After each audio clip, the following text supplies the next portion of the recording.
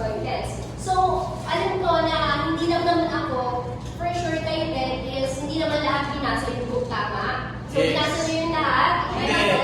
Wow, wala ko natindihan. O, di ba, same? So, of course, hindi naman natin makakabisado lahat ng book na yun. So, this discussion will be focusing about the study question guide that Mr. De Castro provided to us. Yung sinagutan natin, hindi just the UF, doon nakikot yung discussion natin. So, for our table of contents, first we will be figure out who is Mr. James K. Paul, who is Henry David Thoreau, and the Civil Disobedience book. So first, who is James K. Paul? So he is the 11th century. He is a 11th president in the United States during the 1845 and the 1849. And under his leadership in the United States, fought the American War, he acquired vast territories along the Pacific coast in the Southwest. So, James Paul, also known as one of the successful presidents in the U.S. history. Also, in his presidency, he has 4 goals during his presidency rather. So, one of the goals of James Paul is he reestablished the independent treasury system that is acquired by the origin country, and also he acquired the reduced taxes of California from Mexico. And also, one of his goals is he supported the slavery and the expanding of new territories. So, si Henry, mamaya na siya. Next is, who is Henry David Thoreau? So, he is an American naturalist, essayist, poet, and philosopher. So, yan, di ko na kailangan masahin. Siguro nakita nyo na yan sa ating materials. So, si Henry David Thoreau, his mother was a pencil maker. His father is a pencil maker, while her mother was being cook in orders. So, one of the novel work of Henry David Thoreau is the book of Walden or Life in the Woods in 1854.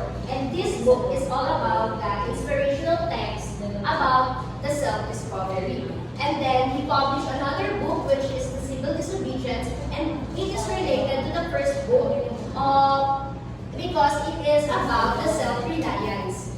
So, these two people, James K. Paul and Henry David Thoreau, was connected to each other because Henry David Thoreau was against the presidency of James K. Paul. So, why do you think he's against to James K. Paul? James Paul, what do you think? Bakit siya against? Yes, Yung presidency po kasi ni James Paul ay sumusuporta sa slavery. yes, very good. That's one factor. Any you think na alam mo bakit? So, one of the factor why Henry David Thoreau against the presidency during his time is because pinapanila daw kasi ni James K. Paul yung American during the American and Mexican War. So, siyempre, president siya ng America, bakit siya papaling sa iba? So, that is why Henry David Thoreau against the presidency of James K. Paul. Tama ko? So, next. So, that is why yung based on the experiences, feelings ni Henry Thoreau, is yung in-express niya na lang yung nararamdaman niya. Also, his own experiences through the book of Civil Disobedience. Okay, yung Civil Disobedience as honest opinion of people or honest opinion of the citizen. Kasi parang naging author siya o naging spokesperson siya ng mga tao na hindi nila ma-express. Kaya in-express niya through the book itself. Of course, Thoreau also emphasized the importance of individuality and self-reliance, as what I say. So, also the civil disobedience is about responsibility of a people to live liberally and meaningfully.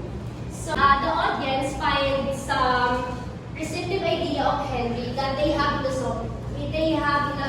common grounds. So, the intended audience that agreed with it is kaya na sinulat yan tao na hindi lang siya nag-isa na nakaka-experience yun. So, sinulat niya yun para mapakita sa tao na naranasan ko yun, yung pwede yung maranasan sa government na meron or during the presidency of James Paul.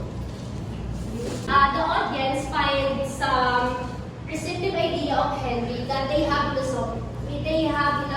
common grounds. So the intended audience that agreed with him is kaya niya sinulat yan, gusto niya ma-realize sa tao na hindi lang siya nag-isa na nakaka-experience yun. So sinulat niya yun para mapakita sa tao na naranasan ko yun, yung pwede yung maranasan sa government na yun. One of his quotes dun sa book is, "The mass of men serve the states thus, not as men mainly, but as machines, but their bodies."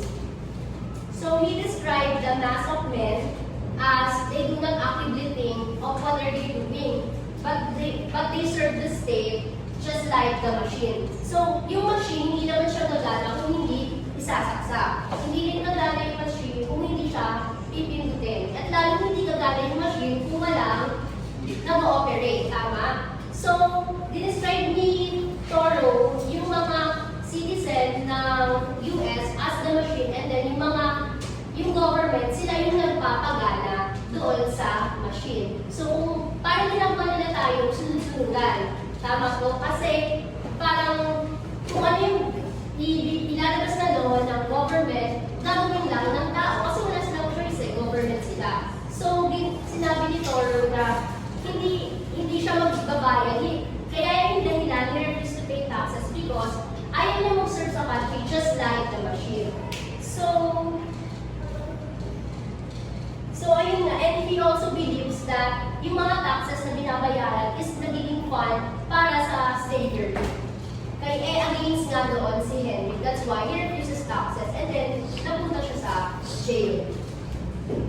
Next, one of the example of Thoreau's use of irony said, under a government which imprisons any unjustly, the true place for a just man is also a prison.